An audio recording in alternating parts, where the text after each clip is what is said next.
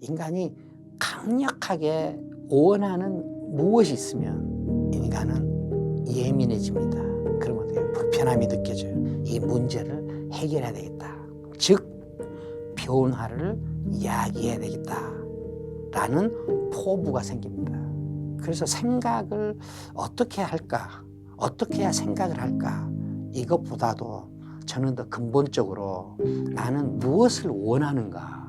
나는 어떤 사람이 되고 싶은가? 나는 어떻게 살다 가고 싶은가? 자신만의 고유한 욕망을 먼저 확인하는 일, 이것이 더 중요하다고 봅니다. 우리가 왜 생각을 해야 되는가 하는 것은 어떻게 보면은 질문으로 구성될 수 없을 정도로 굉장히 당연한 이야기인 것 같아요. 왜냐하면 인간이 산다는 것은 다 생각을 구체적으로 구현하는 과정이거든요. 우리가 문명을 보면은 우리가 전부 다 생각의 결과로 만들어졌어요. 그러니까 이 세계는 인간이 만든 것과 안 만든 것으로만 되어 있습니다. 인간이 안 만든 것을 다 합쳐서 자연이라고 그러고, 인간이 만든 것을 다 합쳐서 문명이라고 그러거든요. 그래서 인간의 활동성이나 어떤 책임성, 이것은 문명 쪽에 조금 더 기울어져 있죠. 이렇게 본다면은 인간은 문명을 건설하는 존재, 혹은 문명을 세우는 존재거든요. 우리가 보통 인간을 이렇게 나눌 때 뭐 호모 사피엔스, 그다음에 호모 이렉투스, 호모 루덴스, 호모 파베르, 뭐 다양한 방식으로 나누잖아요. 이것들은 다 무엇을 하느냐 하는 것을 근거로 나누는 거예요. 이것들은 전부 다 합쳐 놓으면은 인간은 무엇인가를 해서 혹은 무엇인가를 만들어서 변화를 이야기하는 존재다. 그래서 인간은 무엇인가를 하거나 만들어서 변화를 이야기하는 존재거든요. 이걸 사실 문화라고 그럽니다. 그래서 인간은 근본적으로 문화적 존재예요.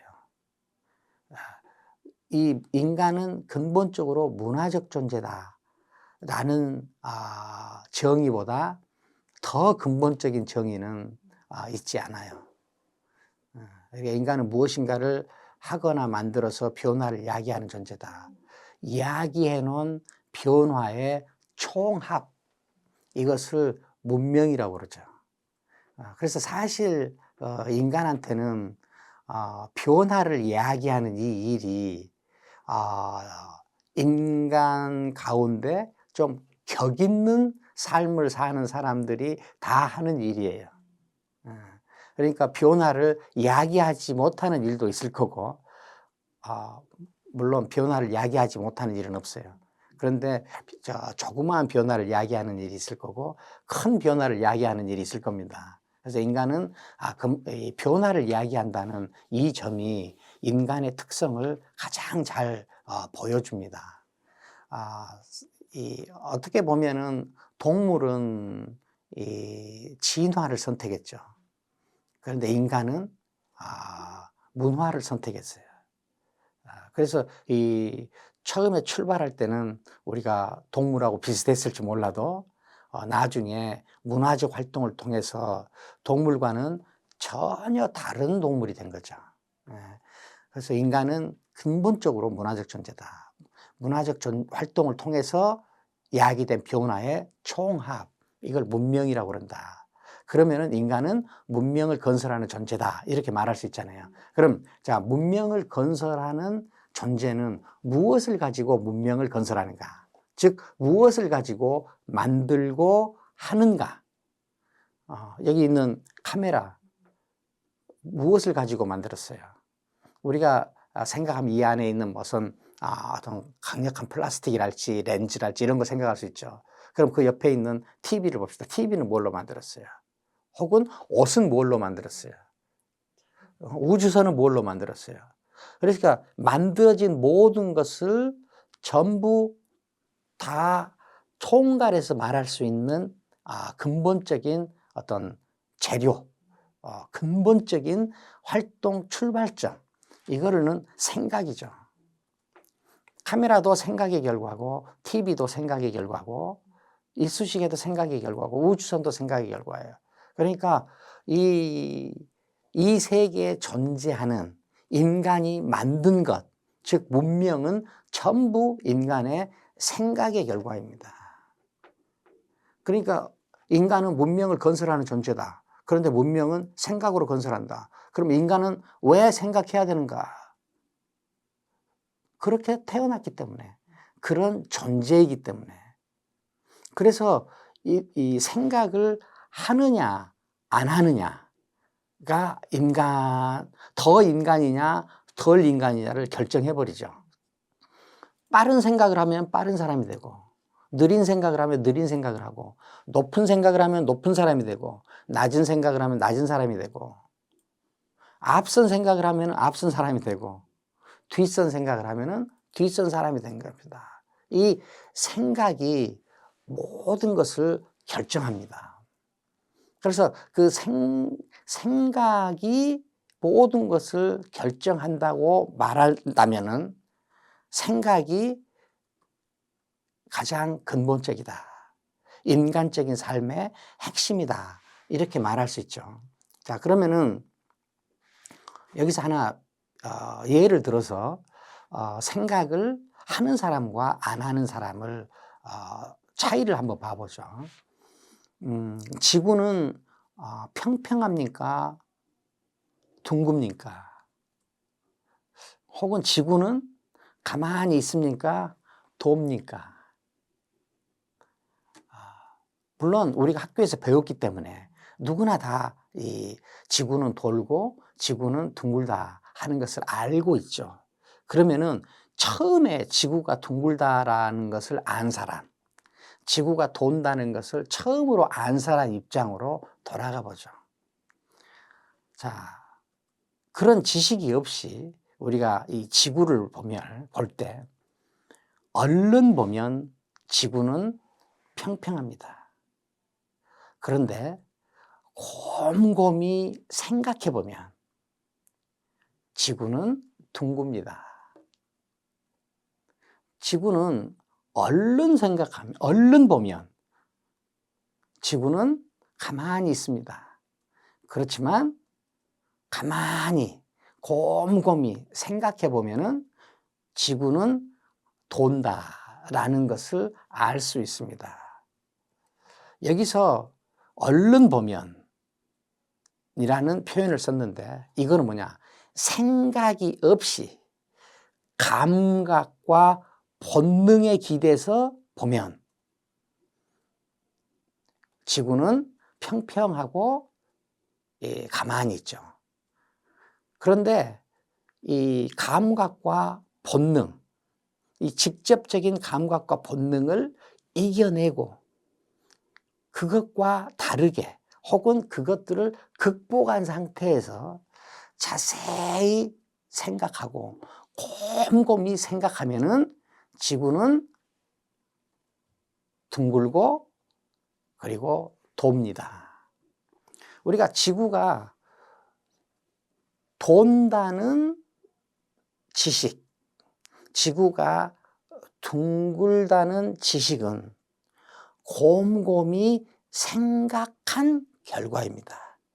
생각을 하지 않으면 지구가 둥글다 혹은 지구가 돈다는 사실을 알 수가 없습니다. 그러면은 지구가 둥글다고 아는 사람의 삶과 지구가 평평하다고 아는 사람의 삶을 비교해 봅시다. 누구의 삶이 더 효율성, 생산성이 크겠습니까? 당연히 지구가 평평하다고 아는 사람보다 지구를 둥글다고 아는 사람의 효율성과 생산성이 커집니다. 효율성과 생산성만 커지는 것이 아니라 진실에 접근하는 능력, 사실에 접근하는 능력, 그리고 그 진실을 삶의 토대로 사용할 줄 아는 능력, 진실에 의존하는 능력, 또 더 커지는 겁니다.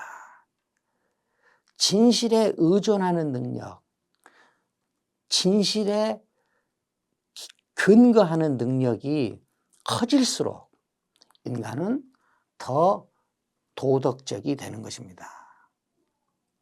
우리는 흔히 도덕적인 삶은 감각과 본능에 의존하는 삶과 같은 느낌을 가질 수도 있습니다.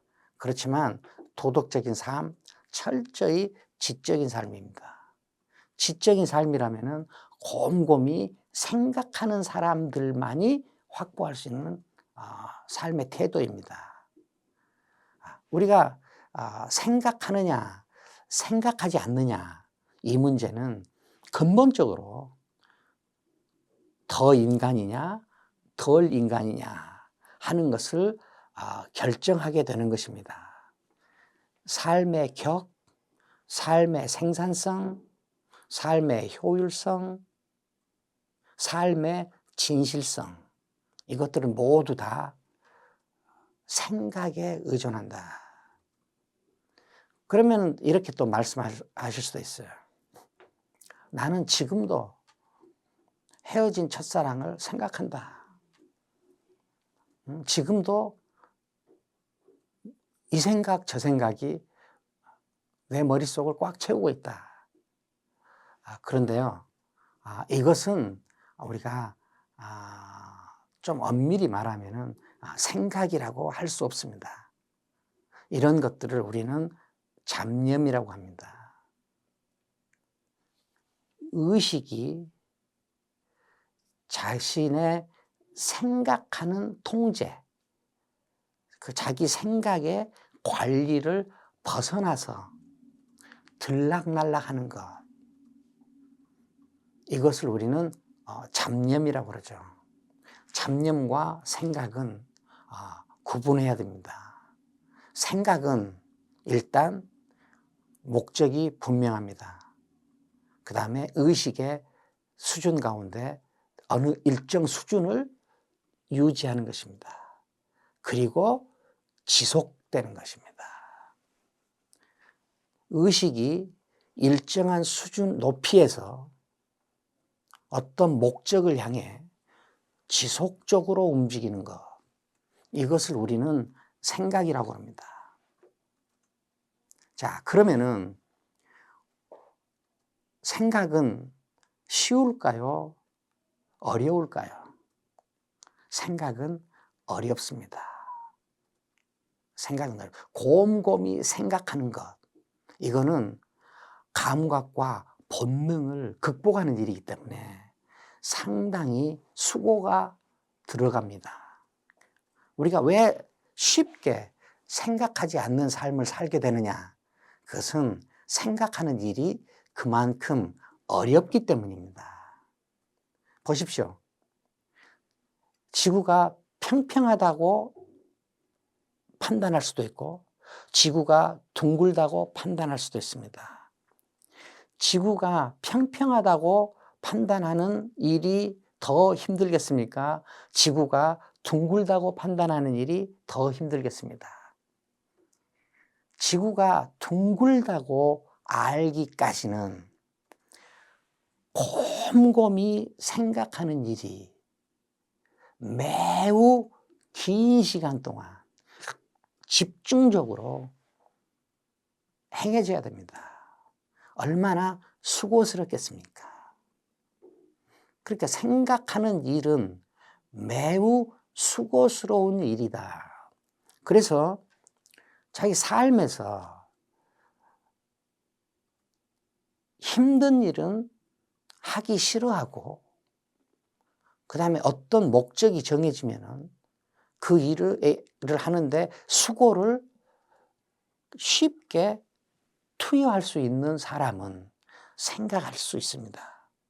그렇지만 이 수고를 하는 일, 수고하는 일이 버거운 사람들은 생각하는 일도 하지 않게 됩니다. 저는 이것을 구분해서 지적 게으름 그리고 지적 부지런함 이렇게 구분을 합니다. 그런데 묘한 것은 지적으로 게으른 사람은 구체적인 삶 속에서도 게으릅니다. 지적으로 부지런한 사람은 구체적인 삶 속에서도 부지런합니다. 생각하는 일을 하느냐 안 하느냐 이거는 그 사람이 부지런하냐 부지런하지 않냐 하는 것도 알게 해줄 뿐만 아니라 그 사람의 삶의 생산성과 효율성이 더 커질 가능성이 있느냐 없느냐까지도 결정하는 일입니다. 생각은 해도 되고 안 해도 되는 일이 아니라 문화적 활동을 하는 것이 인간이라고 하는 이 근본적 정의를 받아들인다면 인간이 해야만 하는 매우 근본적인 일이다라고 말씀드릴 수 있습니다. 생각하는 삶을 살아야 된다 이렇게 말씀을 드리면은 그럼 어떻게 생각할 수 있습니까? 생각하게 하는 방법은 어떤 것이 있을 수 있습니까? 라는 질문들을 하세요. 근데 제가 볼 때는 이 생각하게 하는 방법은 없는 것 같아요. 그래서 인생이 재미있는 것 같아요. 이건 방법이 없어요. 왜? 자기만 할 수 있기 때문에. 이 생각만큼은 우리가 하는 일이 아니라 내가 하는 일이거든요. 그럼 왜 그러면은 그 생각이 잘 안 될까를 우리가 한번 보면 될 것 같아요. 이렇게 보죠. 문명은 인간이 건설하는데 생각을 가지고 건설한다. 이건 이야기는 우리가 합의가 됐죠. 그런데 그러면은 이렇게 구체적으로 논리적으로 창작하기보다도 그 비슷한 문장을 몇 개 나열해 보죠. 이 세계에 태어나는 모든 것들은 물건이 됐든 제도가 됐든 심지어는 생각, 즉 철학까지도 다 문제를 해결한 결과들입니다. 불편함을 해결한 결과들입니다. 그러니까 생각한다는 것은 불편함을 느낀다는 거예요. 그 다음에 문제를 느끼거나 발견한다는 거죠. 생각하는 사람은 문제가 보이고 생각하지 않는 사람은 문제가 안 보입니다. 생각하는 사람은 불편함이 느껴지고 생각이 없는 사람들은 불편함이 느껴지지 않아요. 되게 그냥 무던하게 살 뿐입니다. 그렇다면은 생각이 문명을 건설한다. 그 다음에 문명은 불편함을 해결한 결과다. 혹은 문제를 해결한 결과다. 이렇게 본다면은 이 생각이라는 속성이 불편함을 느끼거나 문제를 발견하는 것과 매우 가까이 있다는 것을 우리가 알 수 있죠. 이 불편함을 느끼고 문제를 발견하지 못하게 하는 장치들이 있어요. 견디게 하는 장치. 그게 우리가 굳은 생각. 그런데 이 굳은 생각, 사람의 생각을 굳게 만드는 것. 그리고 불편함과 문제를 해결하면서 이 한 단계 나아가게 하는 생각을 할 수 없게 하는 것. 이것이 크게 세 가지가 있는데요. 하나는 대표적인 것이 정치적 확신입니다. 그 다음에 하나는 종교적 확신입니다. 그 다음에 하나는 도덕적 확신입니다. 이 세 가지 확신은 인간을 이 일정한 틀 안에 가두는 대표적인 장치예요. 그래서 이런 그 대표적인 이 세 가지 장치에 갇히면 사람은 생각을 하는 일보다 정해진 틀을 믿고 그 믿음 속에서 자기를 용해하는 일을 더 가치 있게 느낍니다. 그러면은 이 세 가지 우리가 말한 이 세 가지만 있는 건 아니지만 가장 그 확실한 거 세 가지만 제가 말씀드렸는데요. 이것 말고 우리를 생각하게 하는 방향으로 우리를 미는 그런 힘은 무엇일까? 그것은 자기한테만 있는 욕망이에요. 이성은 인간이 모두 보편적으로 공유하는 거지만 욕망만큼은 하나밖에 없습니다. 자기한테만 있어요. 그러면 이 욕망이 인간한테 어떤 혹은 개인한테 무슨 작용을 하느냐? 욕망이 무엇인가를 원하게 만들어요. 무엇인가를 원하게 만들어. 우리가 생각을 하는 사람들의 가지고 있는 공통된 특징을 보면은 무엇인가를 강렬하게 원하는 사람들이다라는 것을 알 수 있습니다. 저는 알게 된 것이 하나 있는데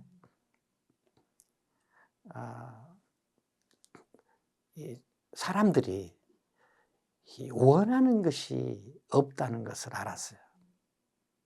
원하는 것보다는 이 당연한 것으로 더 자신을 채우고 있다 하는 걸 알게 됐거든요. 그리고 심지어는 자기가 무엇을 원하는지 자기한테 묻지도 않는다 하는 것을 알게 됐어요. 그래서 원해야 됩니다. 인간이 강력하게 원하는 무엇이 있으면 인간은 예민해집니다. 그러면 어때요? 불편함이 느껴져요. 해결해야 될 거리가 보입니다. 문제가 보입니다. 그러면 거기서 어때요? 이 불편함을 해결해야 되겠다. 이 문제를 해결해야 되겠다. 즉 변화를 이야기해야 되겠다. 라는 포부가 생깁니다. 여기서부터 자기 통제를 벗어나서 들락날락하는 의식에 자기를 맡기지 않고 그 의식을 자기 목적과 그 다음에 수준과 방향에 맞춰서 통제하면서 그래서 생각을 어떻게 할까? 어떻게 해야 생각을 할까? 이것보다도 저는 더 근본적으로 나는 무엇을 원하는가? 나는 어떤 사람이 되고 싶은가? 나는 어떻게 살다 가고 싶은가? 하는 자신만의 고유한 욕망을 먼저 확인하는 일. 이것이 더 중요하다고 봅니다. 이것을 몇 번만 해보면 자기가 자기 통제를 벗어나서 들락날락하는 의식과 잡념에 맡기지 않고 스스로 지적 부지런함을 발동해서 생각을 하는 사람이 되어가고 있다는 것을 알게 될 것입니다. 배움과 표현, 이 경계에 있어야지 표현의 갈망, 이것은 없는 상태에서 배우는 것으로만 재미를 붙이는 것은 부족하다. 나는 그렇게 보는 것이죠. 어느 단계에서 인간이 지적으로 게을러지기 때문에 그렇습니다. 이미 있는 것을 흡수하는 것, 배우는 것은 수고가 덜 들어갑니다. 그런데 그걸 재료로 해서 나를 표현하는 거는 힘이 많이 듭니다.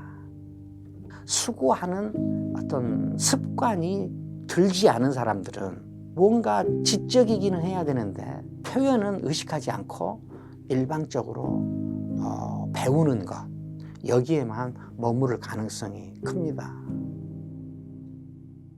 제 이제 선배님이신데 요즘 무엇인가 배우는 데 빠졌다고 그러시더라고요. 그래서 제가 그 60이 넘어서까지 배우는 것만 그렇게 좋아해서 어떻게 하느냐, 이제 그만 배우시라. 내가 이제 이 이야기를 한 적이 있어요. 그랬더니 사람들이 저한테 이제 제 이야기를 인용을 하면서 배움을 끊어야 된다. 배우지 말아야 된다. 라고 이제 했다고 그렇게 말씀들을 하시는 분들이 있거든요. 근데 저는 배움을 끊어야 된다. 배우지 않아야 된다. 하는 정도까지 말한 것은 아니고, 인간은 끝까지 배워야죠. 배워야죠. 왜? 인간은 헤르만 헤세의 말처럼 모든 인간은 자기 자신 이상이거든요. 자기 자신 이상으로 가기 위한 삶을 살려고 하고 그것을 목적으로 두면은 항상 한계가 느껴지고 부족함이 느껴져요. 그래서 그것을 극복하기 위해서는 배우는 수밖에 없습니다. 그런데 저는 여기서 하나의 문제를 발견합니다. 이 배우는 일들은 대개 어떤 그 지식과 관련되는데 이 지식을 축적하기만 하는 것으로 혹은 지식을 차곡차곡 쌓아두는 것만으로 자기의 배움의 활동을 다 하는 것 같은 그런 착각에 빠지면 안 된다라는 뜻입니다. 이 인간은 문명을 건설하는 존재이고 무엇인가를 하거나 만들어서 변화를 야기하는 존재이기 때문에 인간이 하는 활동은 모두 다 실용적입니다.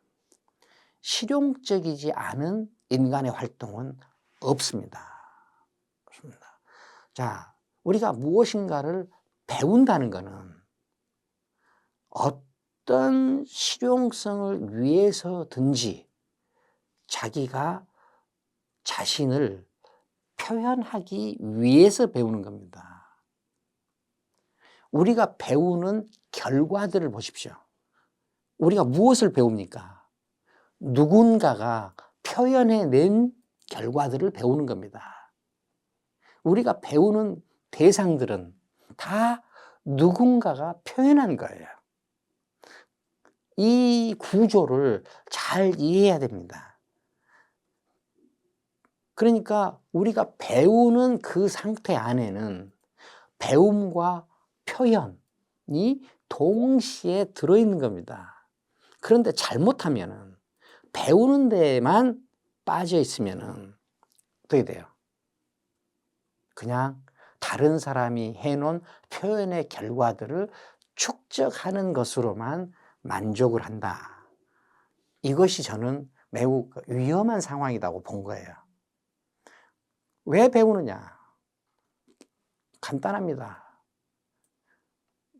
나도 어떤 사람이 표현해낸 결과를 배우는 목적은 표현해보기 위해서다.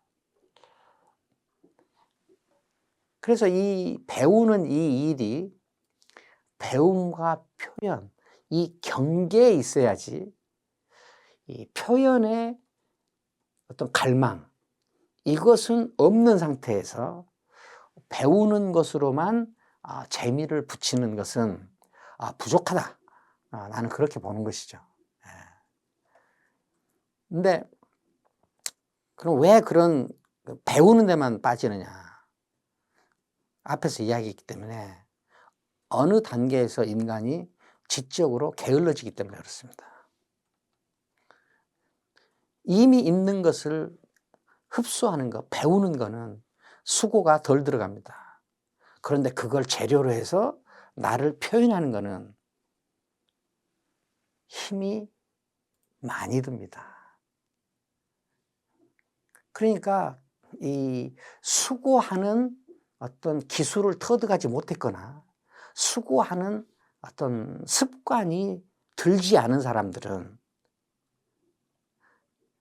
뭔가 지적이기는 해야 되는데 수고하기는 싫고 그런 상태에서라면은 그냥 그 표현은 의식하지 않고 일방적으로 배우는 것 여기에만 머무를 가능성이 큽니다. 예를 하나 들어볼까요? 우리나라에 이제 어느 정도 경제적으로 좀 충족이 되고 하는 분들이 많은 분들이에요. 그런 분들이 이태리에 가서 메디치 가문에 대해서 공부하고 견학을 합니다. 배움에만 빠지면은 메디치 가문이 어떤 일을 했고 어떤 역사 속에서 어떤 의미가 있는지 이거는 잘 알죠. 여기에서 그치면은 저는 배우는 일에만 빠진 것이라고 봅니다. 우리가 배움의 전 과정은 즉 우리가 배움과 표현의 경계에 있다면 메디치 가문을 보고 와서 자, 내가 메디치 가문 같은 역할을 한다면 무엇을 할 수 있을까라는 것을 생각하게 됩니다. 메디치 가문에 대해서 이태리 사람들보다도 더 잘 설명하고 말할 수 있습니다. 그래서 어땠다는 겁니까? 그것이 다이다라면 우리 사회의 발전 그리고 메디치 가문에 대한 깊은 지식을 가지고 있는 그 사람의 발전에는 아무 역할을 못하게 되는 것입니다. 우리가 생각을 한다면 지적 부지런함이 남아있다면 그리고 인간이 어떤 존재라는 것에 대해서 한 번이라도 들어보았다면 메디치 가문을 보고 난 다음에 자기가 메디치 가문 역할을 한다면 이 시대와 대한민국에서 무엇을 할 수 있을까라는 것을 궁리하지 않을 수 없을 것입니다. 인간은 그 경계에 있거든요. 배움과 가르침, 배움과 표현, 읽기와 쓰기, 듣기와 말하기, 이 경계에 존재합니다. 그런데 이 경계에 존재하도록 태어난 인간이 좀 게으름이 계속되고 부지런함이 발동되지 않으면은 그냥 한쪽으로 치우치게 되는데 그 한쪽으로 치우칠 때 수고가 덜 들어가는 쪽으로 치우칩니다. 수고가 덜 들어가는 쪽은 어디냐? 수동적으로 그냥 흡수하는 쪽에 이 수고가 덜 들어가거든요. 가르치기보다는 배움이 수고가 덜 들어갑니다. 표현보다는 배움이 수고가 덜 들어갑니다. 그렇죠? 그 다음에 쓰기보다는 읽기, 말하기보다는 듣기, 이것이 수고가 덜 들어가는 일입니다. 물론 또 다른 차원에서는 또 다르게 이야기할 수도 있겠지만요. 그래서 우리가 책을 읽을 때도 이 책도 어떤 사람의 아주 집요한 생각이 문자적으로 표현된 것이죠. 그렇죠? 그런데 이 문자적으로 표현된 이 책을 읽는 데에서만 그친다면은 이 책 속에서 독자 자신의 길이랄지 독자 자신의 지혜는 발견되지 못하고 책 쓴 사람의 지혜나 책 쓴 사람이 만들어 놓은 길을 수동적으로 받아들이는 일밖에 할 수 없게 돼요. 그러면 어떻게 돼요? 저자에 종속됩니다. 자기가 작아지고 줄어들고 심지어 자기는 사라져요.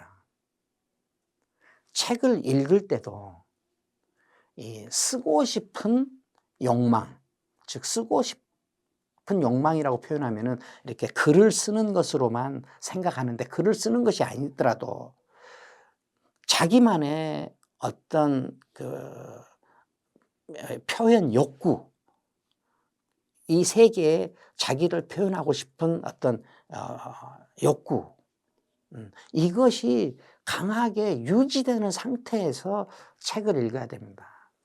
제가 흔히 하는, 가끔 내가 하는 얘기로, 책 속에는 길이 없다. 책 속에는 책 쓴 사람의 길만 있다. 자신의 길은 어디에 있느냐?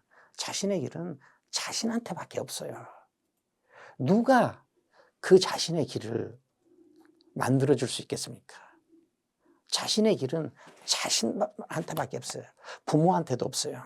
형제한테도 없어. 선생님한테도 없어요. 스승한테도 없어요. 길은 자기한테만 있어요. 자기한테만. 이 자기한테만 있는 길을 지켜야 되는데, 그리고 그것을 표현해야 되는데, 읽기와 쓰기 가운데 읽기에만 치우치면 자기 자신의 길은 어디론가 사라지고 없습니다.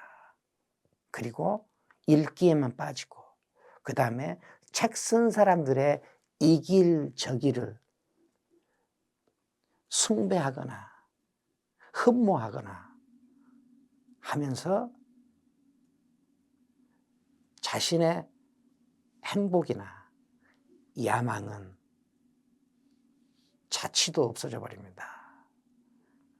우리가 책을 읽을 때도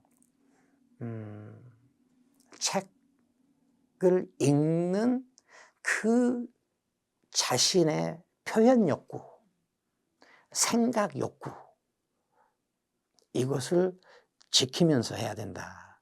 그러기 위해서 어떻게 돼요? 자기가 읽기와 쓰기 사이, 읽기와 쓰기 경계에 존재해야 된다 라고 저는 생각합니다. 이 모든 사람의 삶의 목적은 자기가 별이 되는 것이어야 된다. 다른 별 빛나는 거 박수치는 삶이 아니라 내가 별처럼 빛나는 삶을 살다 가는 것이 목적이어야 된다 하는 것을 강조했죠. 그런데 자기한테 원하는 것이 분명하면 별처럼 살다 갈 가능성이 더 커지더라 하는 걸 느꼈습니다. 그 이야기를 좀 하고 싶었어요. 그러니까 우리는 이렇게 좀 어느 순간에 자기도 모르게 타성에 젖거나 좀 게을러지면은 다른 사람, 이게 다른 별 빛나는 거 박수 치는 것으로 나도 별처럼 살고 있다는 착각을 하게 되는 경우가 있거든요. 마치 도덕경을 읽으면 자기가 노자가 된 것 같은 착각에 빠지듯이, 논어를 읽으면 자기가 공자가 된 것 같은 착각에 빠지듯이, 다이어트에 고민하면은 자기가 다이어트를 하고 있는 것 같은 착각이 드는 것 같이 이렇게 되어버려요. 그것은 다른 별이 빛나는 거 박수치는 일이 자기가 별처럼 빛나는 일은 아니다. 아니다. 그것은 매우 다른 일이다 하는 것을 알 필요가 있습니다. 자기가 원하는 것이 자기한테 매우 분명할 때, 그때 별처럼 빛날 가능성이 더 커진다라는 그 이야기를 하고 싶었습니다. 그 다음에 하나는 제가 그 책 속에 이번 책을 쓸 때 그게 제일 쑥스러웠는데 내 어린 시절이랄지 내 어떻게 보면은 어떤 사적인 이런 이야기들을 많이 썼거든요. 근데 사적인 이야기를 그냥 이렇게 노출한 것도 이게 목적이 있어요.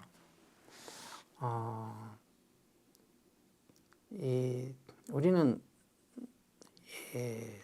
우리가 철학이나 문학이나 예술이나 하는 것을 굉장히 이제 우리가 수준 높은 것으로 이렇게 받아들이는데, 우리가 매우 하나 비유를 들면, 플라톤의 국가론, 노자의 도덕경은 철학이 아니에요. 철학적 활동의 결과물입니다. 노자는 춘추 말 전국 초 사이에 혼란한 그 시대, 노자가 살던 그 땅에서 노자가 마주친 매우 구체적이고 특수한 문제들을 인간이 누구나 사용할 수 있는 보편적인 사유로 발전시켰어요. 승화시켰어요. 그러니까 이 구체적이고 특수한 문제를 보편적으로 승화하는 이 전 과정이 철학이에요. 이 보편적이고 구체적이고 특수한 이 문제를 보편적으로 승화하는 결과로 나온 도덕경이나 국가론은 철학적 활동의 결과물이지 그것이 철학은 아닙니다. 이게 보편적이고 특수한 문제를 발견해 가지고 그것을 보편적인 단계로 승화시키는 것, 이것이 문학이고 이것이 철학이에요. 이 과정, 활동, 이것이 철학입니다. 그런데 도덕경을 공부한 사람은 도덕경으로 자기 특수하고 구체적인 세계, 울퉁불퉁한 세계를 평평하게 만들어 버리려고 그래요. 국가론이라는 그 이론 체계를 가지고 자기의 구체적인 특수한 문제를 해결해 버리려고 하거든요. 이거는 어불성설입니다. 말도 안 됩니다. 우리는 춘추 전국 시대에서의 구체적인 문제를 노자가 어떻게 보편적으로 승화했는가라는 이 메커니즘, 이 과정을 알아채서 내 지금 이 사회에서 내가 해결할 문제가 무엇인고 그것을 어떻게 해결해낼 것인가. 보편적인 승화라는 것이 해결이니까요. 해결해낼 것인가. 그런데 그때 노자가 한 활동이 어떻게 참고가 될 수 있을까. 이것이 철학적 활동의 어떤 모범적인 하나의 형태입니다. 그러니까 우리가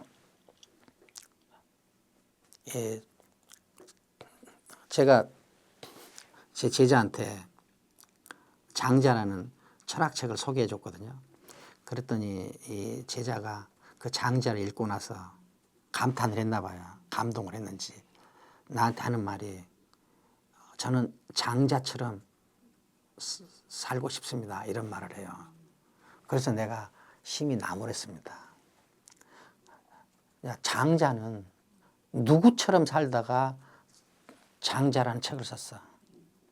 장자는 장자처럼 살다가 장자라는 책을 쓴 거야. 그럼 이 과정을 이해해야지. 장자가 장자처럼 살다가 쓴 책을 보고 너는 고작 장자처럼 살겠다는 말을 하는 게 말이 되느냐. 우리는 긴장하지 않으면 누구처럼 살려고 노력하는 것을 삶의 모범으로 쉽게 받아들입니다. 위험합니다. 우리는 긴장을 해야 돼요. 긴장을 해서 알아야 됩니다. 장자는 장자처럼 산 사람이에요. 플라톤은 플라톤처럼 산 사람이에요. 칼 막스는 칼 막스처럼 산 사람이에요. 칼 막스가 누구처럼 살다가 칼 막스가 됐습니까? 장자가 누구처럼 살다가 장자가 됐어요. 칸트가 누구처럼 살다가 칸트가 됐어요. 긴장하지 않으면 어떤 고전을 읽고 어떤 책을 읽고 감동해가지고 그 사람처럼 살아보고 싶은 매우 종속적인 태도를 취할 수도 있다.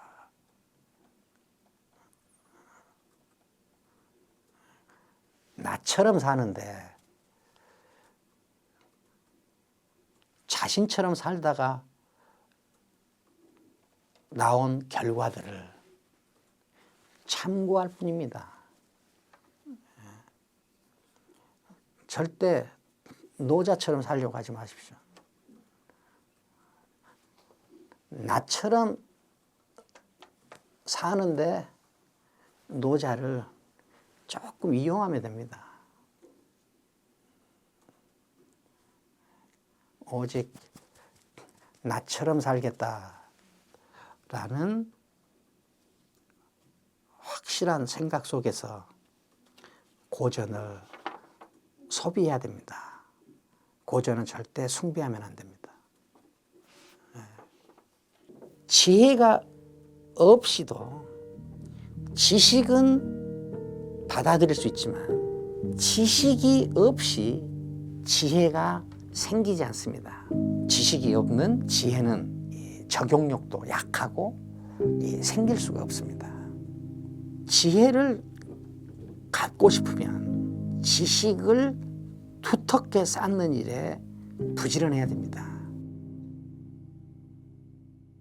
또 책 읽기나 또 어떤 지식을 강조하는 내용이 들어있는 그런 강의에 댓글들이 달리는데 그 중에 이렇게 아주 가끔 있는 그런 댓글 가운데 지식보다는 지혜가 더 중요하다. 지식이 지식이 없어도 지혜만 있으면은 얼마든지 잘 살 수 있다. 이런 댓글들이 달려요. 근데 저는 이게 상당히 위험한 거거든요. 이 지식이란 것은 무엇이냐? 인간은 이 세계를 이해하고 관리하고 통제하는 존재예요. 이 세계를 인간은 가만두지 않습니다. 나 자신도 가만두지 않습니다. 인간은 이 세계를 이해하고 또 관리하고 이걸 통제합니다.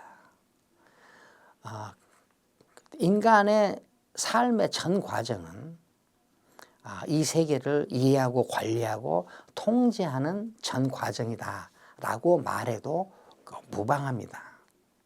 그래서 인간이 하는 모든 활동들은 다 이 세계를 어떻게 하면 더 잘 이해할 것인가, 어떻게 하면 더 잘 관리할 것인가, 어떻게 하면 더 잘 통제할 것인가 하는 목적에 맞춰져 있어요. 그래서 이 인간이 만든 것들은 다 TV가 됐든 세탁기가 됐든 모든 것들은 다 이 세계를 이해하고 관리하고 통제하는 데 이 장치로 쓰기 위한 것들입니다. 그런데 인간이 만든 장치, 즉 인간의 생존의 질과 양을 증가시키기 위한 장치, 즉 이 세계를 이해하고 관리하고 통제하기 위해서 만든 장치 가운데 효율성이 가장 높은 장치, 이거를 우리는 지식이라고 합니다. 인간이 지금까지 만든, 즉 인간이 자신의 생존의 질과 양을 증가시키기 위해서 만든 장치 가운데 지식보다 더 효율적인, 지식보다 더 생산성이 높은, 지식보다 더 강력한 장치는 아직까지는 없어요. 그런데 이 지식이 속성을 한번 보죠. 이 지식의 속성을 한번 보죠. 지식은 원래 있는 겁니까? 만든 겁니까?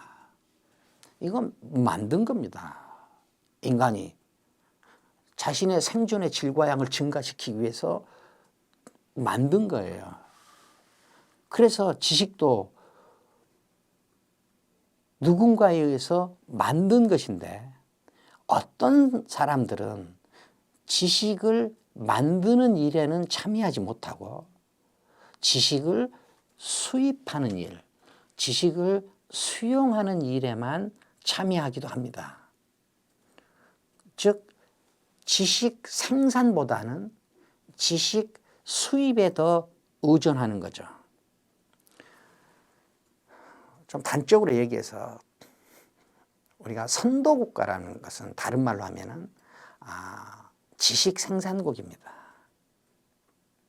종속국가, 전술국가, 추격국가들은 대개 지식 수입국입니다. 왜 이렇게 지식이 중요하느냐? 이 세계에 원래 있는 것, 즉 자연 이외의 것들은 전부 지식입니다. 지식이 구체화된 것들입니다. 그래서 이 선도국가는 다른 말로 하면 문명 선도국가. 이 선도국가는 지식 생산국일 수밖에 없는 겁니다. 우리나라는 지금까지는 지식 수입국으로 살았어요. 그런데 문제는 뭐냐? 지식 수입국으로는 도달할 수 있는 가장 높은 단계에 도달했습니다. 이제 이 지식 생산을 시도하느냐 시도하지 않느냐, 여기에 이제 우리 대한민국의 운명이 결정될 겁니다. 여기까지만 살다 갈 것이냐 아니면 이 다음도 노려보느냐라고 한다면은 지식 생산에 도전하느냐 도전하지 않느냐라는 것으로 판결이 납니다. 자, 지식은 이 문명을 지배하는 힘입니다. 문명을 지배하는 힘이에요. 지식은 굉장히 중요합니다. 그런데 이렇게 중요한 지식을 놓고 지식은 없어도 된다, 지혜만 있으면 된다 라고 말하는 것은 너무 가벼운 태도입니다. 신중하지 않습니다. 그러면은 지혜라는 건 무엇이냐? 지혜라는 것이 지식이 생산될 때 혹은 지식이 적절하게 적용될 때, 이것을 우리는 지혜라고 합니다.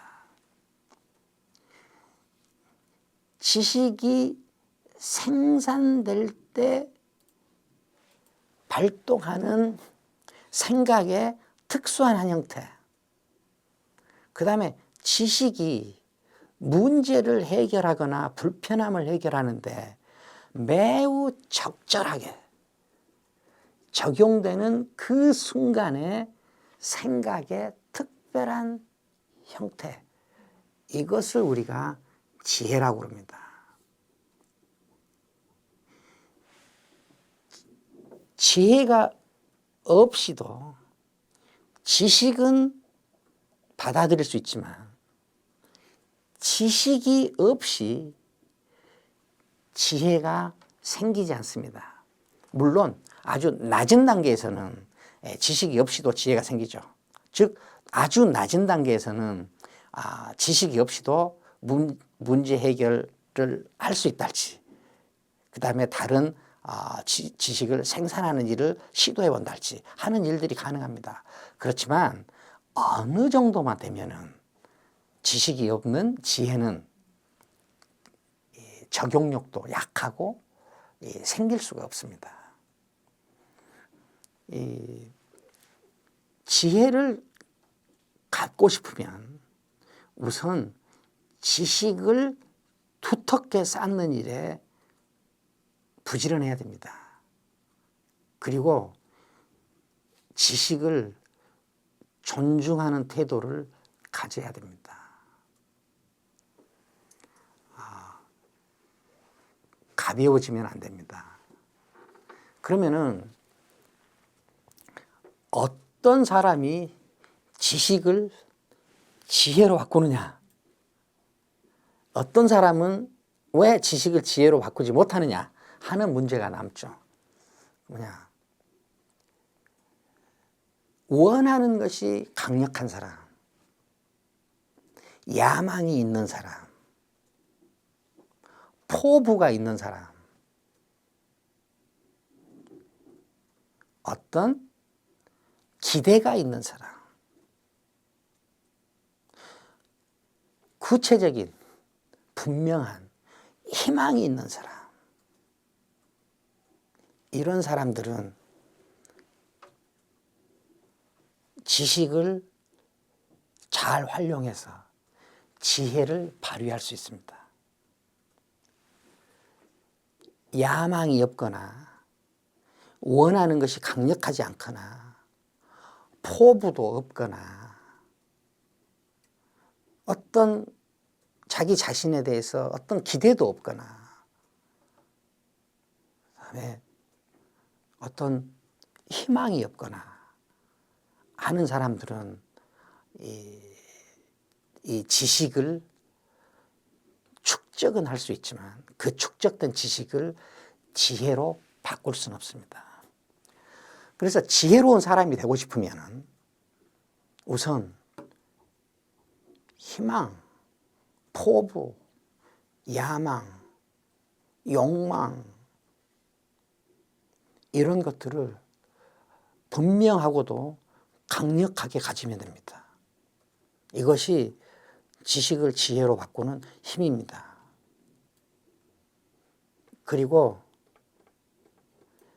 이 포부와 야망과 자기의 희망이 더 잘 펼쳐질 수 있도록 혹은 지혜가 더 잘 발휘될 수 있도록 지식에 대한 어떤 존중감과 어떤 탐욕 이것을 가져야 될 겁니다. 모든 인간은 자기 자신을 궁금해할 때 가장 강력한 힘을 얻거든요. 다른 사람은 도대체 어떻게 사는지 이건 많이 궁금해 하더라고요. 그런데 이 자기 자신은 궁금해하지 않는 것 같아. 자기 자신을 궁금해하지 않는 것 같아. 이 지적인 게으름 때문이라고 생각해요.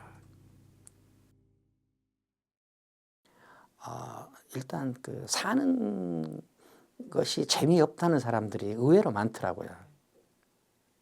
사는 것이 재미없다. 그리고 행복하지 않다는 사람이 의외로 많아요.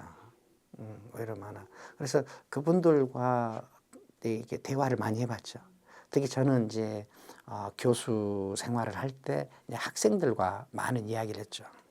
그러니까 이 학생들이 가지고 있는 문제 중에 하나가 이 공부를 하기는 하는데 왜 이렇게 그냥 하나의 처리해야 될 하나의 과업처럼 느껴지지 왜 이렇게 재미가 없고 어떻게 몰입이 안 되고 그다음에 왜 사는지 모르겠다고 그러고, 그러다 보니까 이 사는 게 재미가 없다는 얘기들을 많이 해요. 그리고 이렇게 할까 저렇게 할까라는 이 갈림길에서 우왕좌왕하는 분들과 또 학생들이 너무 많더라고요. 제가 학생들하고 이렇게 대화를 하고 나서 그러면 이제 학생들이 내가 대화해 준 것에 대해서 좀 이렇게 뭔가 감사를 표하기도 하고, 그다음에 같이 대화를 했는데 대화가 무슨 효과가 있었다는 것을 나한테 알려줘야 될 것 같은 생각이 드나 봐요. 그러면 저한테 문을 나서면서 야, 교수님 열심히 하겠습니다, 이렇게 이제 인사를 하고 가요. 그러면은 어떨 때는 내가 다시 불러 세우기도 하지만 어떨 때는 열심히 하겠습니다라는 인사를 하고 간 학생을 보내면서 내가 이제 혼자 좀 상념해졌죠. 왜 자기가 하는 일을 열심히 해야 되겠다고 다짐해야 될까? 다짐해야 될까? 자기 욕망이랄지 자기 포부를 할지 희망에 따라서 열심히 해야 되겠다는 그 다짐을 할 필요가 없지 않을까라는 생각을 한 거죠. 그러니까 삶이 이렇게 별로 재미가 없으니까 또 살아야는 되겠고, 그러니까 사람들이 그렇게 다짐들을 많이 하는 것 같아요. 열심히 해야 되겠다, 열심히 해야 되겠다. 물론 그런 다짐들이 다 뭐 저처럼 이렇게 야박하게 해석될 것까지는 없겠지만, 저는 좀 그런 다짐들을 보면서 이런 걸 좀 느꼈어요. 그러면서 내가 왜 이렇게 행복하지 않을까? 왜 자기가 하는 일을 열심히 하겠다고 다짐을 해야 될까라는 것을 생각해 보고 제가 하나 알게 된 거예요. 왜 그러냐면 그걸 확인하기 위해서 내가 한번 그 질문을 해본 적도 있거든요. 당신은 학생들이니까 학생들한테 제가 어떤 삶을 살고 싶은데, 혹은 무엇을 원하는데, 그래 도대체 어떤 사람이 되고 싶은데 라고 제가 물어보면은 그런 질문에 대해서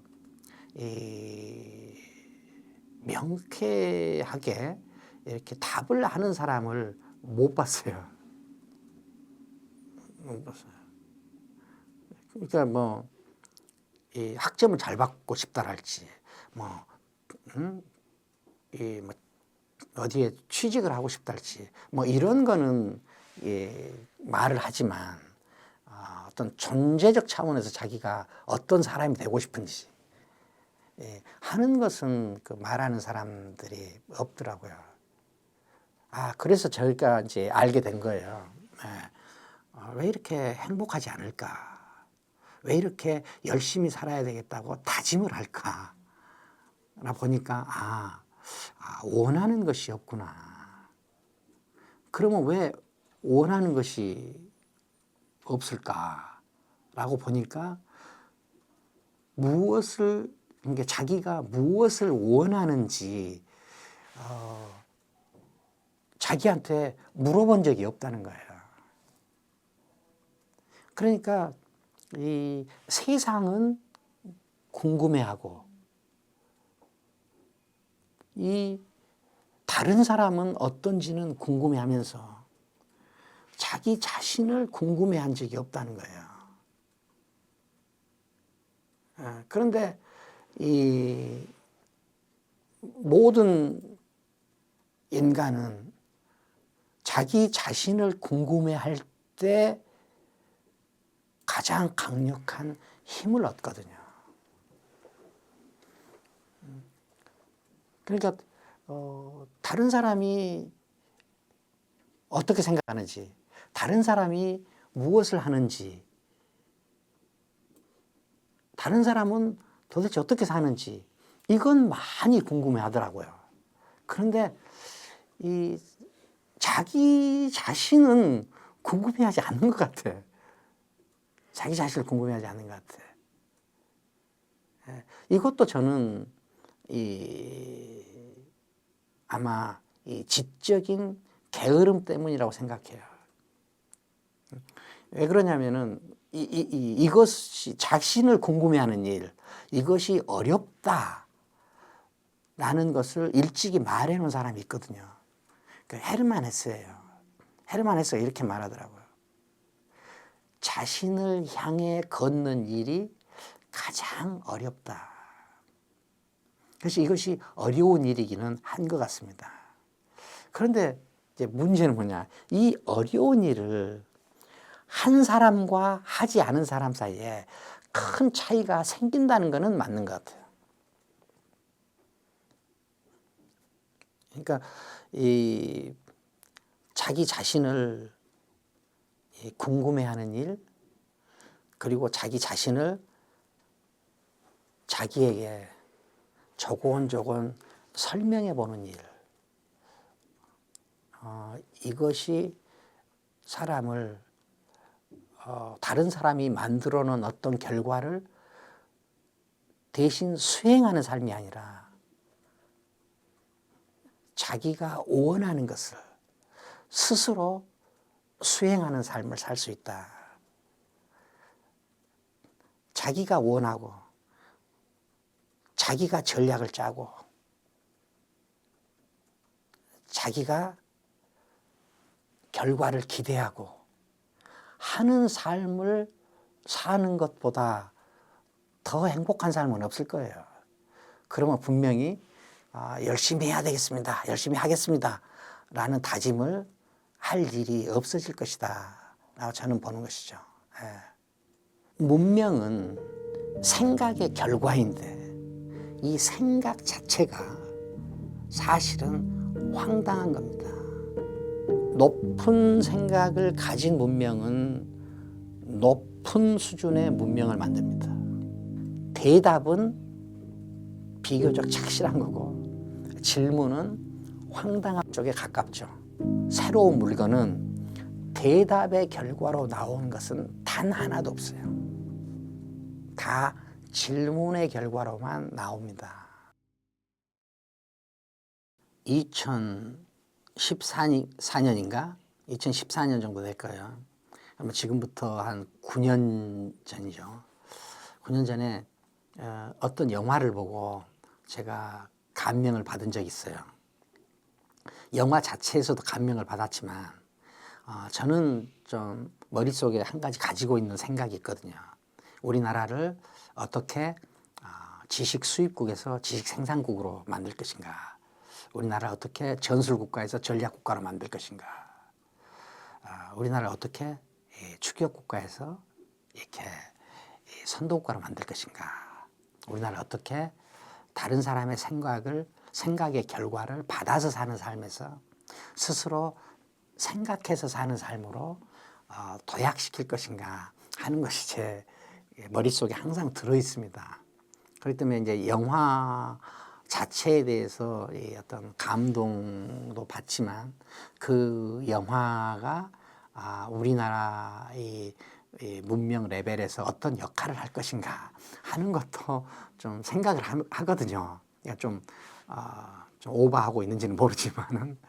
근데 제가 그 2014년에 어떤 영화를 보고 이제 우리나라 영화도 이제 잘할 수 있겠다 라는 생각을 가진 적이 있거든요.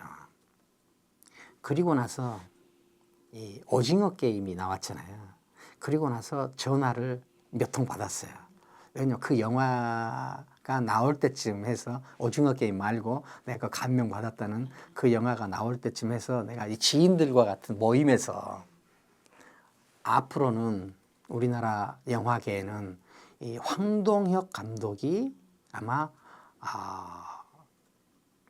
큰 역할을 할 것이다 라고 제가 예언을 했어요. 근데 그러고 나서 오징어 게임이 나왔잖아요. 그러니까 그때 그 자리에 앉았던 지인들 몇 명이서 전화를 했더라고. 그걸 어떻게 알았느냐. 대단하다. 근데 그때 제가 보고 앞으로 대한민국 영화에서는 황동혁 감독이 대단할 것이다 라고 판단한 게 한 그 영화가 바로 수상한 그녀라는 영화예요. 수상한 그녀. 그래서 저는 한동안은 우리나라 최고의 영화를 수상한 그녀로 치고 이렇게 글도 쓰고 그랬습니다. 왜 그러냐면 이렇게 이야기는 매우 간단한 이야기인데요. 그 수상한 그녀 이야기의 시작이 어떻게 되냐면은 어떤 할머니께서 영정사진 찍으러 사진관에 갔어요. 사진관에 갔는데 사진을 찍다가 이게 이렇게 프레시가 터트려지니까 그 순간에 젊은 아가씨로 바뀌어요. 그러니까 이 할머니가 카메라 프레시가 터지자마자 아가씨로 바뀌어. 이 설정이 황당합니까? 착실합니까? 얼마나 황당해요. 황당해요. 우리나라 영화에서 제가 이제 영화를 다 본 것은 아니기 때문에 이제 내가 본 영화들 안에서만 이야기합니다. 우리나라 영화에서 이렇게 이 황당한 설정으로 시작된 영화는 저한테는 수상한 그녀가 처음이었어요. 그동안에 제가 본 영화들은 대개 우리나라 영화들은 이미 있는 사건을 재해석하거나 이미 있는 이야기를 다시 다루거나 아니면은 누구나 생각할 수 있는 어떤 착실한 주제들을 표현하는 방식의 영화들이 많았거든요. 이런 황당한 영화는 저는 그때 수상한 그녀를 통해서 처음 봤습니다. 매우 반가웠어요. 그래서 우리가 문명은 생각의 결과인데 이 생각 자체가 사실은 황당한 겁니다. 높은 생각을 가진 사람은 높은 생각을 가진 문명은 높은 수준의 문명을 만듭니다. 낮은 생각을 가진 문명은 낮은 문명을 꾸려줍니다. 이건 뭐냐? 생각이 다 문명을 결정하기 때문이거든요. 생각은 황당합니다.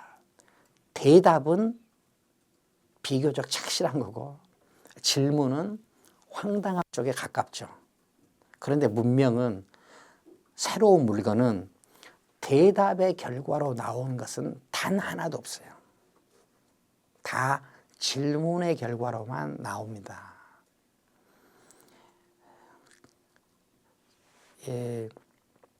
우리는 이제 우리 서양과 동양을 비교할 때 가까운 역사 속에서는 이 아편 전쟁을 근거로 볼 필요가 있습니다. 지금은 그때하고 전혀 다른 형태의 산업혁명이 일어나고 있기 때문에 또 다른 방식으로 전개가 될 겁니다. 그렇지만 지금까지는 우리가 아편 전쟁을 매개로 봐야 돼요. 아편 전쟁은 동양에 대한 서양의 완전 승리예요. 서양에 의한 동양의 완전 패배예요.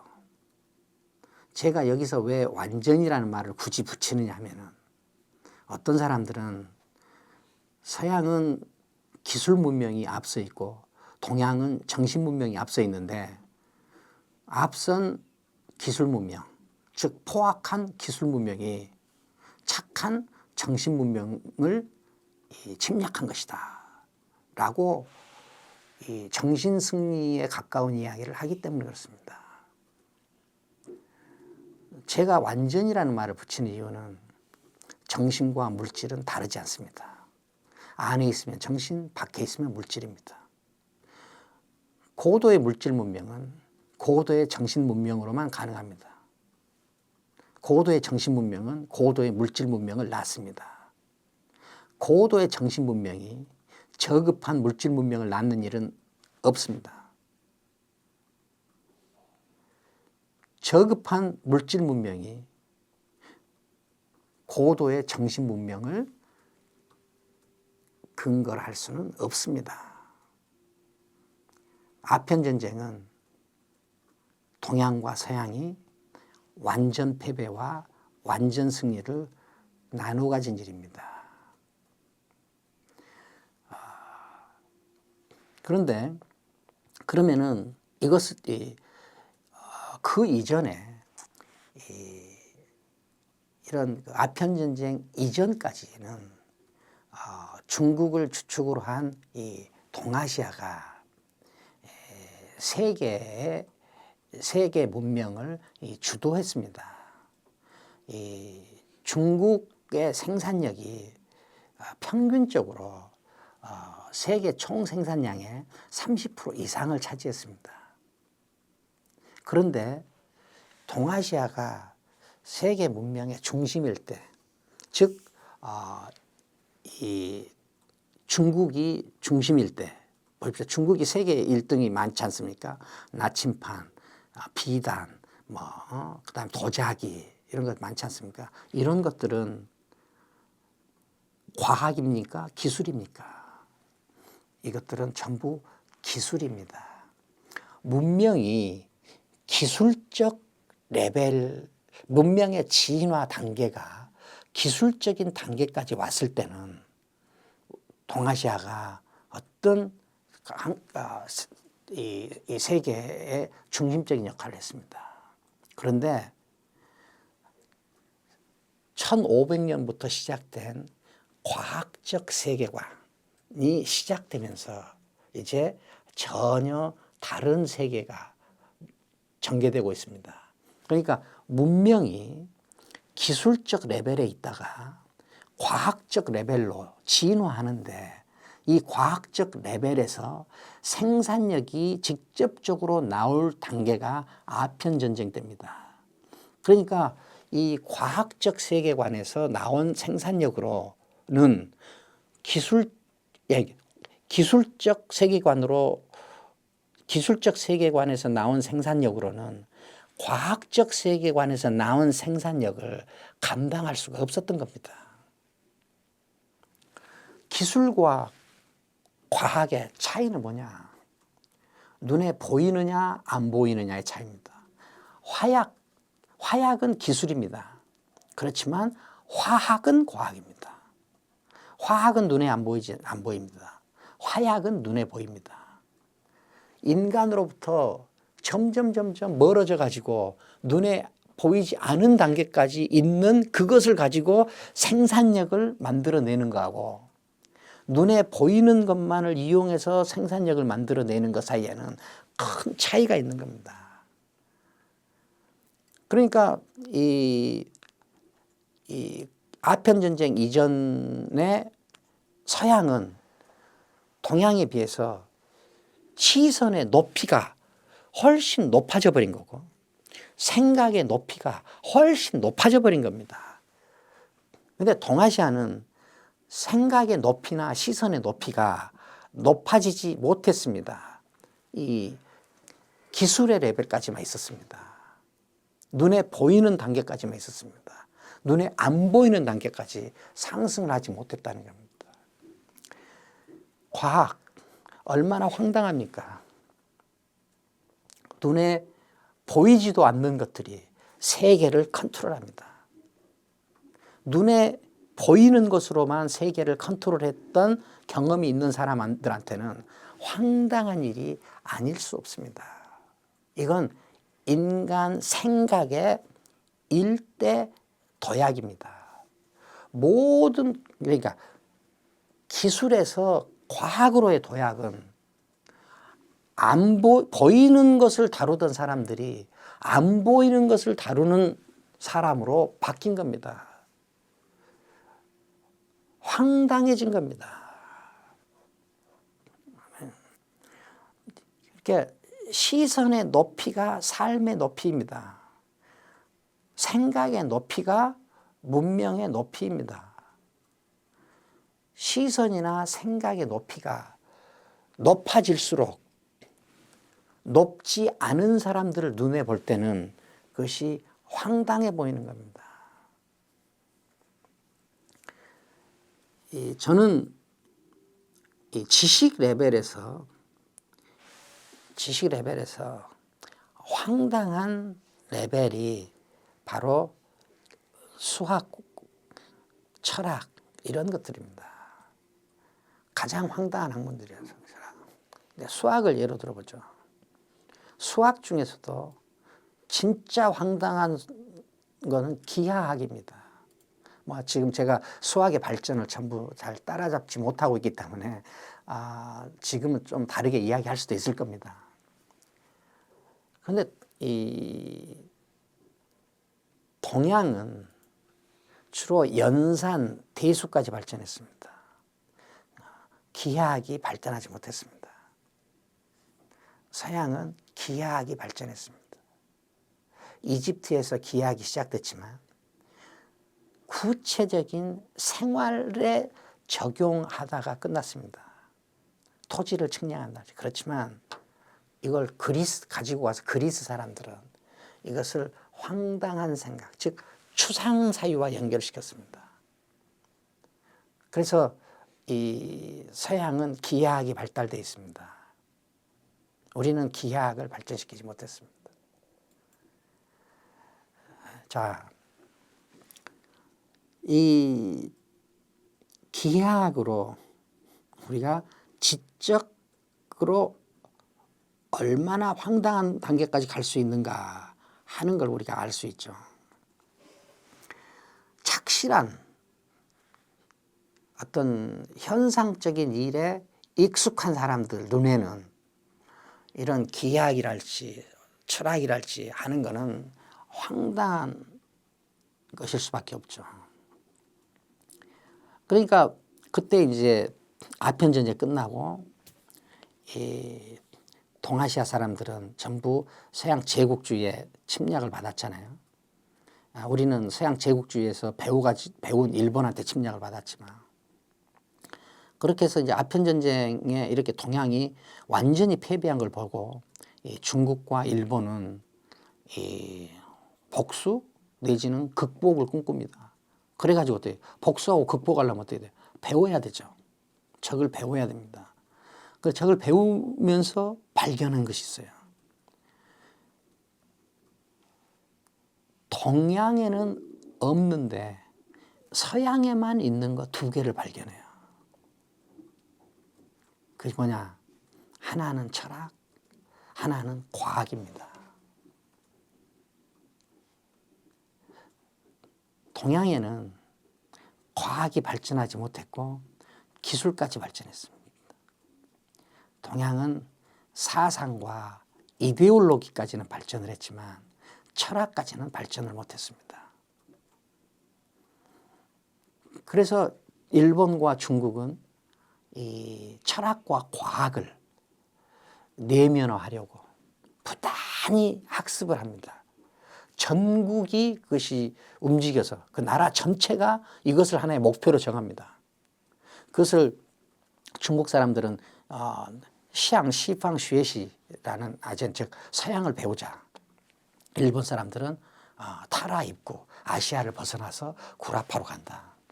이런 구호를 가지고 한 실질적인 내용은 철학과 과학을 배우는 겁니다. 이 사상과 이데올로기에만 익숙해 있는 사람 눈으로 볼 때 철학은 황당합니다. 기술에만 익숙한 사람 눈으로 볼 때는 과학은 황당합니다. 우리는 일본과 중국이 철학과 과학을 배우려고 매진할 때 우리는 그러하지 못했습니다. 그것이 우리는 철학과 과학을 과학화를 한 번쯤은 과업으로 삼아서 해내야 될 것입니다. 이 이제 학문적인 면에서는 우리가 이제 기하학을 가지고 예를 들 수가 있고요. 그 다음에 뭐 신화를 한번 보죠. 신화. 이 그리스 로마 신화는 어떻게 이렇게까지 생각할 수 있는가라는 생각이 내내 들 정도로 인간의 사고를 일반적인 생각을 벗어나는 내용으로 가득 차 있습니다. 황당합니다. 동양의 신화는 그리스 로마 신화에 비해서 덜 황당합니다. 착실하고 도덕적입니다. 사실 지금 서양은 그리스 로마 신화를 아직도 살고 있다고 볼 수 있습니다. 인간의 삶이라는 것은 자기 판타지를 구체화하는 것이 삶의 여정입니다. 자기 스토리를 구체적으로 실현하는 것이 삶입니다. 인간이 정해진 무엇인가를 착실하게 하는 것으로 삶이 이루어져 있는 것 같지만 그렇지 않습니다. 인간은 원래 자기만 꿈꾸는 판타지를 어떻게라도 실현해 보려고 발버둥 치는 것이 삶의 진실입니다. 어떤 문명의 속성이나 태도는 대개 그 나라가 가지고 있는 신화의 집약들입니다. 신화에. 그러니까 그리스 로마 신화, 이게 서양의 신화에 비해서 동양의 신화가 덜 황당하다.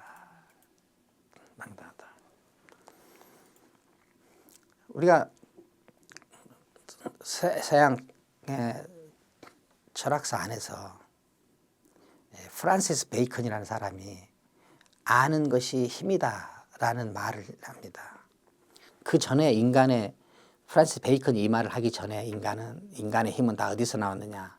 다 신의 은총에서 나왔어요. 신의 은총에서. 그런데 프란시스 베이컨이 인간의 힘은 신의 은총에서 나오는 게 아니야. 네가 얼마나 많이, 얼마나 정확히 아는가가 결정해. 아는 것이 힘이야. 이 말을 해냈거든요. 인간의 힘은 신의 은총에서만 나온다라고 믿는 사람들끼리 만들어진 착실함이라는 것이 있을 거예요. 그런 착실한 눈으로 볼 때 아니야, 아는 것이 힘이야 라는 이 말은 얼마나 황당해. 얼마나 황당해. 그렇지만 인류 문명이 한 단계 확 도약할 때는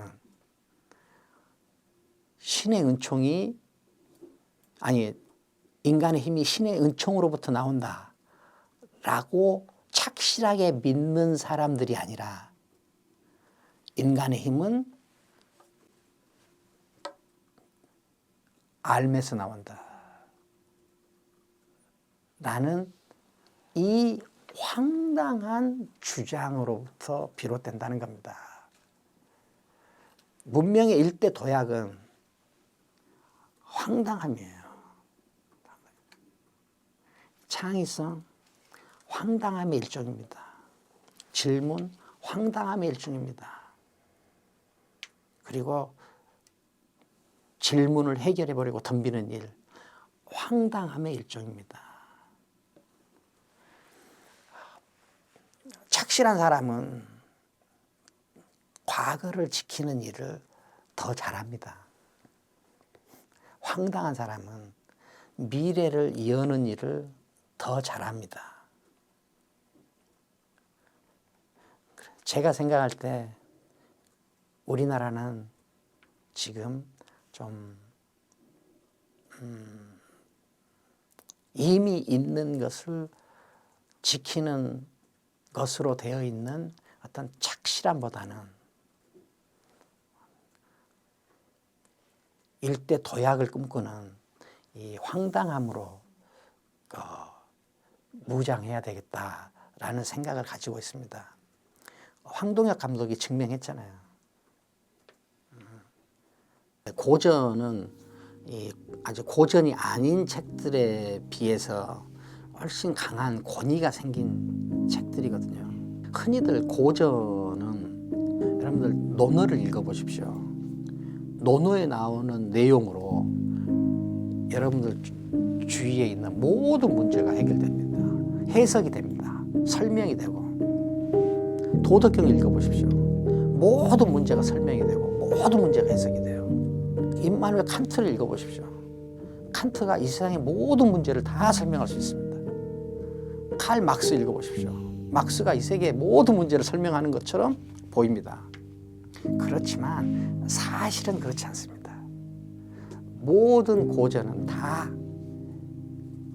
시대의 아들입니다. 그 시대 안에서 문제를 해결하는 특별한 관점들입니다.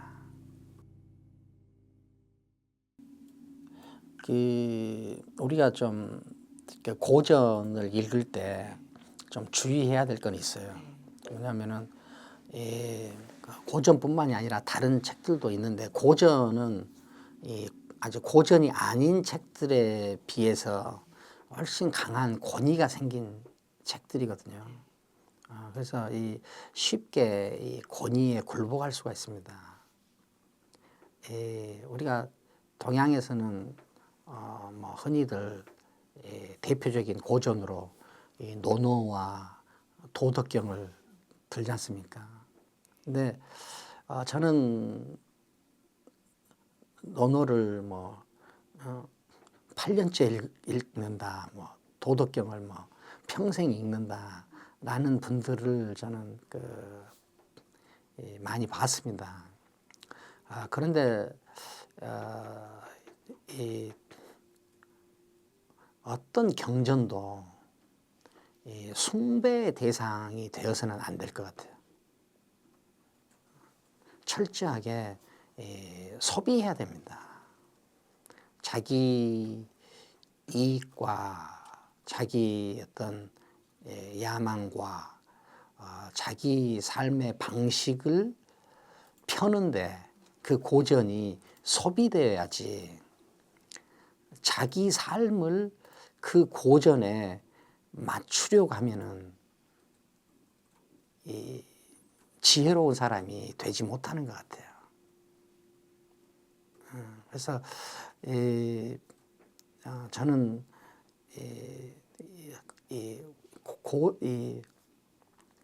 흔히들 고전은 이미 좀 만들어진 권위가 있기 때문에 모든 문제를 해결해 주는 만병통치약 같은 그런 인상을 가질 수 있어요. 여러분들 논어를 읽어보십시오.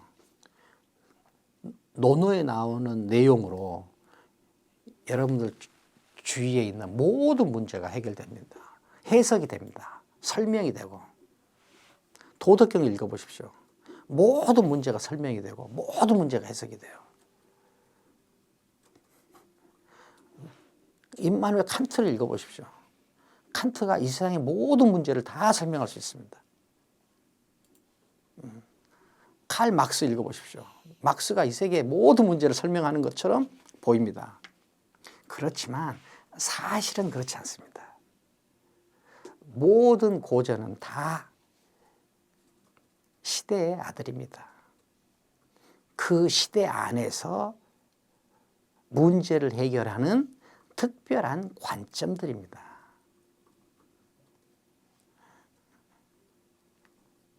모든 고전은 다 문제 해결 능력에 제한이 있어요. 여기서 여기까지입니다.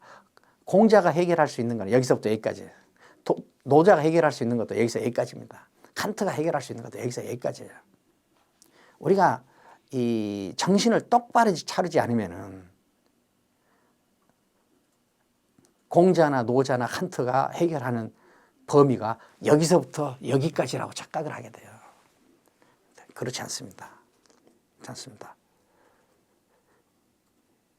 여기서 여기까지의 범위를 만들어내는 것은 자기 자신입니다. 자기 자신이에요. 그 고전이 아닙니다. 고전은 여기서부터 여기까지예요. 그러면은 그런데 자기가 자기한테 분명하지 않으면은 자기가 여기서부터 여기까지인 것 같고 고전이 여기서부터 여기까지인 것 같아요. 그건 착각입니다. 자기가 더 세요. 자기가 어떤 사람이 되고 싶은지, 자기가 어떻게 살다 가고 싶은지, 자기가 원하는 것이 무엇인지 자기한테 점점 분명해지면 고전을 숭배하지 않고 소비하게 될 것입니다. 그런데 물론 자기가 어떻게 살 것인지, 어떤 사람이 되고 싶은지, 무엇을 원할 것인지 하는 것들을 정하는데 고전들이 많은 도움을 줄 것입니다. 많은 도움을 줄 것이죠. 그렇지만 그 고전들이 나에 의해서 어느 순간에는 버려져야 된다. 그런 자세를 가지고 고전을 읽으시면 좋겠습니다. 그런데 이런 일은 너무 빨리 하시면 안 되고 고전을 조금은 숭배하는 마음을 가지고 읽으시는 것이 좋기는 좋습니다. 그렇지만 이것이 다가 아니다 라는 생각도 항상 염두에 두시면 좋겠습니다. 근데 저는 고전에서 지혜를 받아들이는 일하고 자기 지혜를 만드는 일을 어떻게 균형을 맞출 것인가. 저는 좀 제가 싫어하는 단어 중에 균형이 있거든요. 균형은 맞출 수 없어요. 그리고 맞출 필요도 없고, 사실 불균형해야 여기서 더 율동감이 더 생깁니다. 이 균형을 맞추려고 해서 균형이 맞아지는 건 절대 아니거든요. 그러니까 이 고전을 읽으면서 뇌가 고전을 형성하는 어떤 것과 비슷한 어떤 태도를 가지고 고전을 읽으면 되는 것이지, 고전에서 받아들이는 내용과 내가 펼칠 지혜를 균형을 맞추려고 해가지고는 균형이 맞춰지지도 않고 그건 불가능한 일이에요. 이 세상에 없는 일이에요. 그거는. 그러니까 자기가 걷고 싶은 길이 분명하면은 그 걷고 싶은 길에 이 고전들이 연료로 작용하는 것이지 어떤 균형을 맞춰가지고 되는 일은 아닌 것 같아요. 삶이 좀 이렇게 우왕좌왕한 느낌이 들고 좀 이렇게 뭔가 분명하지 않은 느낌이 들고 또 내가 또 의외로 또 내가 잘 살고 있나 못 살고 있나 이런 또 생각을 많이 하는 분들이 계시는데 이런 분들이 좀 읽으시면 좀 좋을 것 같습니다. 근데 또 열심히는 사는 것 같은데 어쩐지 좀 행복하지 않은 느낌이 드는 분들, 또 열심히 해야지 하고 다짐을 해야 몸이 움직여지시는 분들, 이런 분들이 읽으시면 좀 도움이 되지 않을까 그렇게 생각합니다.